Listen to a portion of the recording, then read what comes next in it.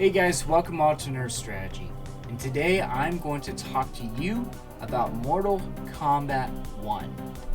Now I'm having tons of fun with this game. Now, let's start off with the story. As you may know, in Mortal Kombat 11, Liu Kang became the fire god. He also became the Keeper of Time. Spoilers for anyone that hasn't played 11, but that game is just amazing. You should definitely at least check out the story on that. And in this one, it's kind of a soft reboot of the timeline. Look! What? Outside! Alright, well, I'll take a look at it after. Liu Kang in this one steps down and basically takes Raiden's role of becoming the Earth Realm Protector. I think I see something! Fine, I'll take a look outside.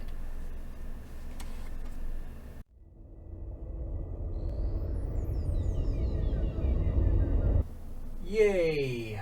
Alright, well, I'll try to wrap this up real quick before. And Raiden himself is just a normal human being that ends up becoming a champion of Earth. And occasionally there are tournaments, and it's kind of nice because you get to see the what-if story of this took place.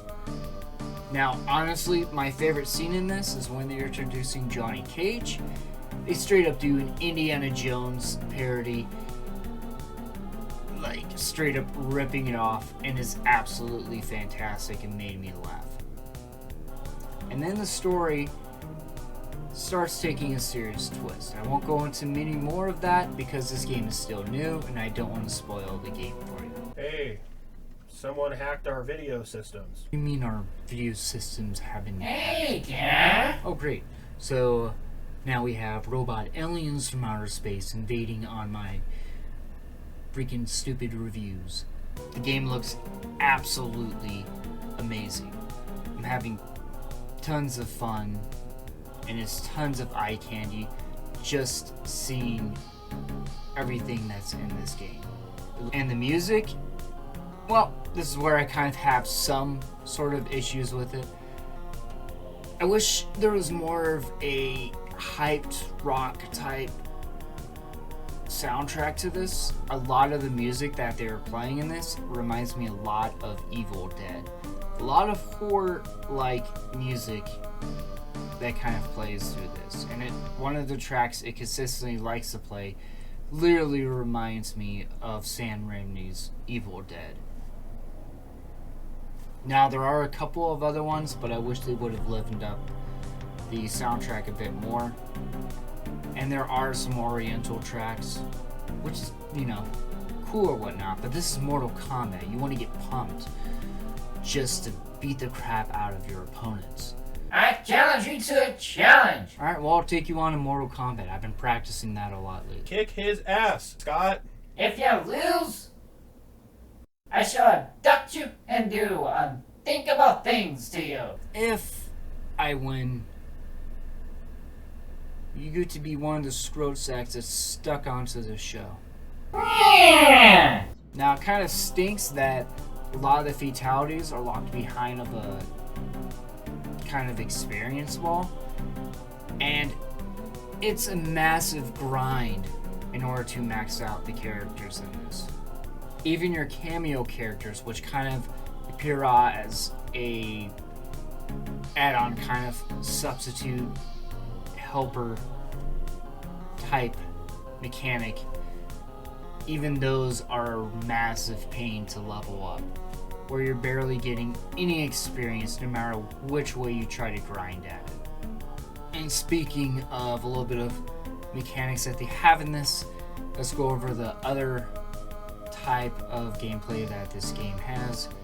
The fighting mode or whatnot. You basically have kind of a stripped down version of what was in 11, but sometimes simpler is better. You don't have crazy extended combos. Yes, you can rank up a lot of combos in this if you're really good, but for the most part, it's just basic combos. You have a flying kick for Liu Kang, and he has a couple of other combos. Sub-Zero has his freezing combos. you know, the basic things that you see in Mortal Kombat games. Now, the way you're able to do a lot more damage is figuring out which of the basic moves that are fast for that character and linking them somehow into certain special moves and figuring out what works to pull those off, dealing massive amounts of damage to your opponent. And it does have the extended moves, but they're a lot more difficult to pull off. Then you have your helper that pops into your cameo characters. They pop in there, just drop in a little special move, or, you know, like sit there and break up fights, things like that.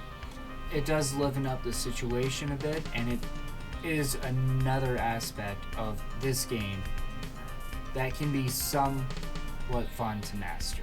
And also, the cameo characters have their own fatalities. Are you ready to be pulverized, gal? Round 1, fight.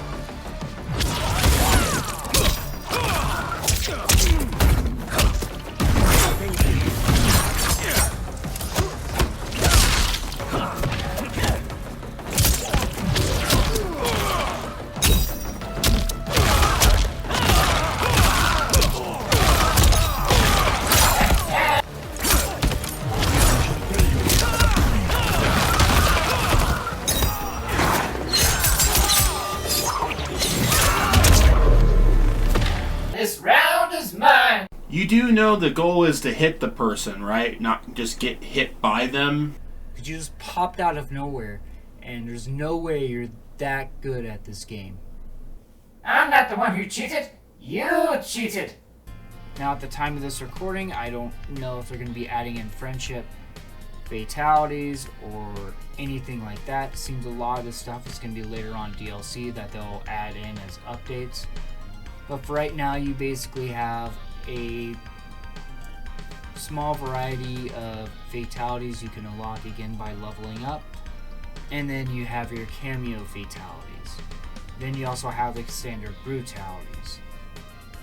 There is what you expect from a Mortal Kombat game. You have a variety of towers you can play through, and then it also has this invasion mode, which I recommend you play the story mode first. You kind of get an idea of how the invasion mode kind of works, because if you just drop into invasions before you do the story mode, it'll be a bit confusing on what's going on with that. Invasions is an online mode where it's spread out like a board game, but you fight fighters almost on every node that you're going through, and you unlock keys and whatnot to explore different areas. The invasion mode is a bit different from what you expect.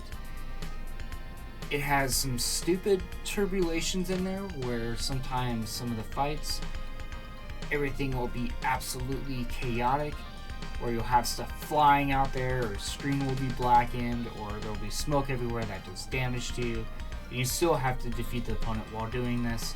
You are able to get some little equipped items that help you, just relics or talismans, which might make the fights easier.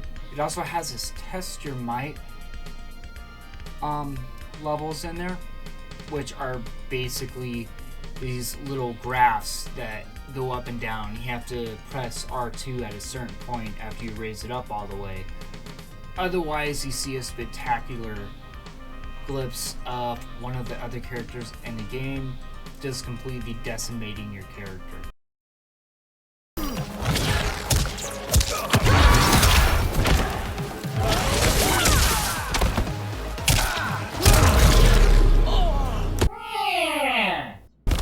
How easily you were corrupted. Final round, fight.